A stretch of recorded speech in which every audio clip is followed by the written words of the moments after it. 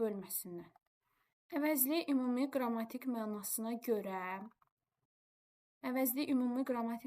görə əşyanın ümumi mənasını bildirir. Yəni əvəzliyin özünə aid ümumi qrammatik mənası yoxdur. Hansı nitq hissəsini əvəz eləyirsə, həmin nitq hissəsinin sualına cavab verir, həmin nitq hissəsinin də xüsusiyyətlərini daşıyır. Yəni məsələn biz deyirik ki, sifət əşyanın əlamətini və yaxud da keyfiyyətini bildirir, say əşyanın miqdar və yaxud da sırasını bildirirsə, biz sifətə aid əvəzliyə aid belə bir şey deyə bilmirik. Sifət əvəz edirsə deyirik sifətin yerində işlənir, sifət kimi cümlədə təyin olur. İsmin yerində işlənirsə deyirik isim kimi hallanır, mənsubiyyətə görə dəyişir, ismin suallarına cavab verir. Yəni konkret bir özünə aid ümumi qrammatik mənası yoxdur. Əvəzlikdə, deməli, əvəzliyin quruluşca 3 növ var. Sadə, düzəltmə və mürəkkəb. Sadə əvəzliklər yalnız bir kökdən ibarət olurlar. Və yaxud da bəzi ismə aid ismi əvəz eləyənlər qrammatik şəkilçi qəbul eləyərsə, həmin qrammatik şəkilçilər də onu sadə edir. Düzəltmə ilə düzəlmir, amma bir-iki dənəsi var ki, onlar düzəltmə sayılırlar. Məsələn, neçənci, sonra deyə bilərəm biri, kimsə, bax bunları düzəltmə sırasına daxil edə bilərəm. Mürəkkəblər isə 2 və ya daha artıq sözün birləşməsindən yaranırlar. Məsəl üçün, heç kim mürəkkəb əvəzliyə aiddir. Sonra keçirəm əvəzliyin mənaca növlərinə. Əvəzliyin mənaca 5 növü var. Deməli, şəxs əvəzlikləri, qeyri-müəyyən əvəzliklər, işarə əvəzliyi, təyin əvəzliklər və sual əvəzlikləri. Gəlin danışaq şəxs əvəzliklərindən. Şəxs əvəzlikləri 3 şəxs üzrə bölünür. Birinci və ikinci şəxslər, üçüncü şəxs. Və hərəsi də tək cəm olmaqla 2 qrupa bölünür. Birinci şəxsdə cədvəlimi yazım bura sizə.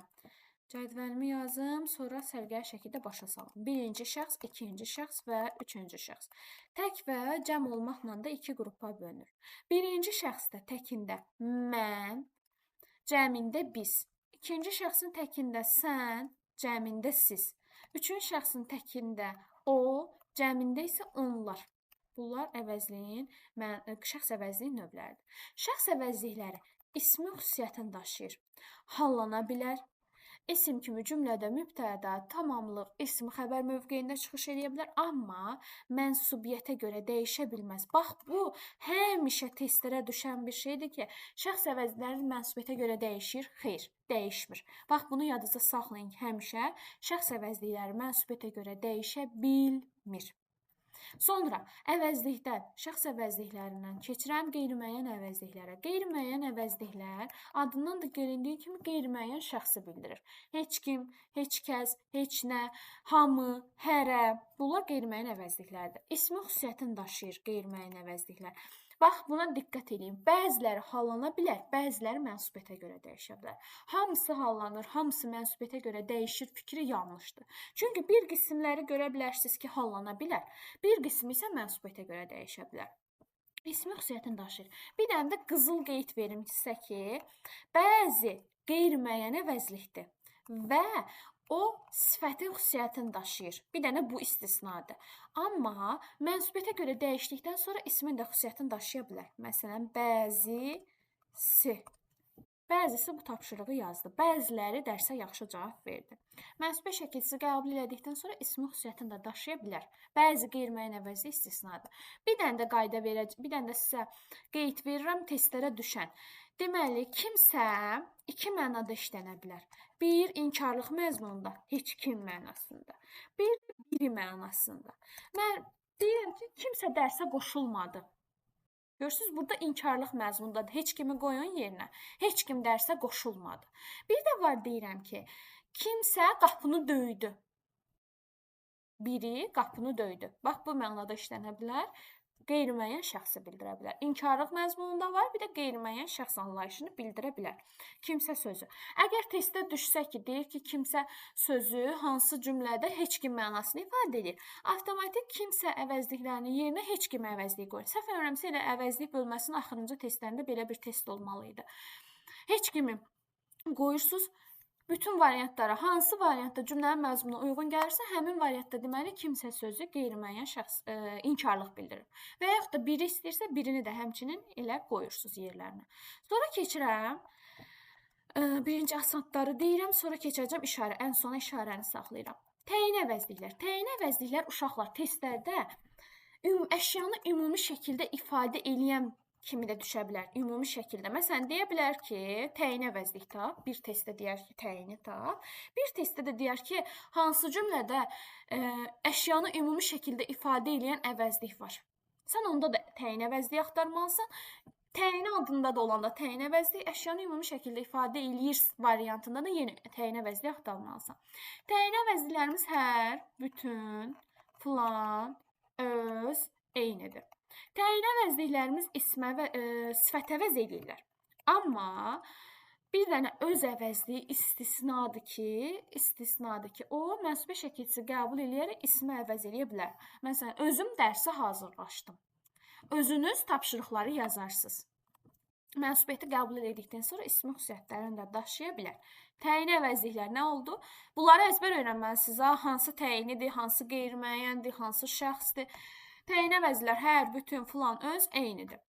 Ümumi şəkildə əşyanı ifadə edir, sifət əvəz edir. Bir dənə öz əvəzliyi istisnadır ki, mənsubə şəkilçisi qəbul elədikdən sonra deməli ismi əvəz eləyə bilər. Sonra keçirəm ən asandır sual əvəzliklərinə. Bax, sual əvəzlikləri bütün əsas nitq hissələrinin sualları, sual əvəzinə də cəmləşir. Deyirəm, ismin sualı kim, nə, hara. Sifətin sualı necə, nə cür, hansı, sayın sualları. Yəni, bunların hamısı sual əvəzliyində cəmləşir. Sual əvəzliyi tapın deyirsə, avtomatik olaraq baxırsınız ki, hansı cümlədə sual əvəzlikləri, yəni hansı nitq hissəsinin sualları var, onları müəyyənləşdirirsiniz. Sonra keçirəm işarə əvəzlikləri. İşarə əvəzlikləri işarə məqsədi ilə işlədilir. İşarə əvəzliklərimiz o, bu, elə, belə, həmin, həmən, bəzi yerlərdə haman da gedir, əvəzliklərdir. O, bu isimdən sifətin yerində işlənə bilər. Elə belə zərflə sifətin yerində işlənə bilər. Həmin isə sifətin yerində işlənə bilər. Bəzi hallarda isə say və feili sifətin də yerində işlənə bilər. İstisna hallarda say və feilin sifətin də yerində işlənə bilər. O, bu, əgər ismi yerində işlənərsə, nə, kim, nə suallarının birinə cavab verir. Sifətin yerində işlənərsə, aid olduğu ismin qarşısında gəlir, onu izah edir. Məsələn, deyirəm, bu qələm çox gözəl yazır. İsmin qarşısına gəldi, sifət mövqeyindədir. O kitab mənə xatirədir. Hansı kitab? O kitab. Elə belə əvəzli isə yerinə görə zərf ola bilər, yerinə görə sifət ola bilər. Necə? Əgər aid olduğu feilin qarşısına gəlib hərəkəti izah eləyərsə, hərəkətin tərzini bildirərsə zərfdir. İsmin qarşısına gəlib ismi izah eləyərsə sifətdir. Məsəl üçün deyirəm ki, elə adamdan qaçmaq lazımdır. Hansı adamdan? Elə adamdan. Baxın, burada sifətin mövqeyində çıxış edir. Bir də var deyirəm ki, elə getdi ki, məsəl üçün, elə getdi ki, nə deyək, hamı onun arxasınca baxdı.